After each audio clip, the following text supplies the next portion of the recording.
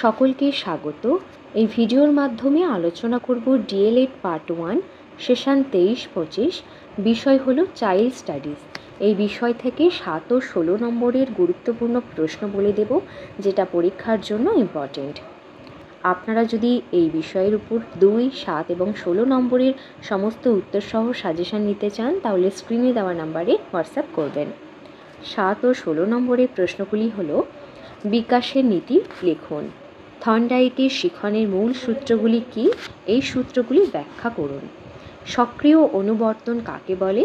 স্কিনারের সক্রিয় অনুবর্তন তত্ত্ব আলোচনা করুন। শিক্ষাগত তাৎপর্য সহ কোহলবার্গের নৈতিক বিকাশ তত্ত্ব সংক্ষেপে আলোচনা করুন। শিক্ষাগত তাৎপর্য সহ ভাইগটস্কির নির্মিতিবাদ তত্ত্বটি সংক্ষেপে লিখুন। শিক্ষাক্ষেত্রে গেস্টাল্ট তত্ত্বের প্রয়োগ আলোচনা করুন। স্মৃতি কাকে বলে? স্মৃতির উপাদানগুলি কী তা লিখুন। বিস্মৃতি কাকে বলে? বিস্মৃতির কারণ লিখুন।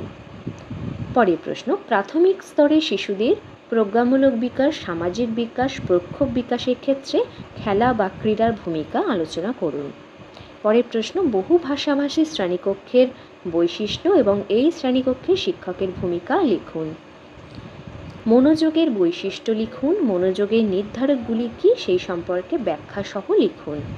পরের প্রশ্ন: কগনিটিভ ডেভেলপমেন্ট থিওরি পিয়াজের প্রজ্ঞামূলক বিকাশের তত্ত্ব এবং এই তত্ত্বের শিক্ষাগত তাৎপর্য সহ আলোচনা করুন।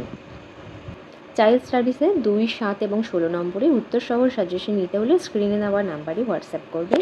ভিডিও ভালো লাগলে বন্ধুদের সাথে শেয়ার করবেন। ডেসক্রিপশন বক্সে টেলিগ্রাম গ্রুপের লিঙ্ক রয়েছে, সেখানে জয়েন হয়ে যাবেন। ধন্যবাদ।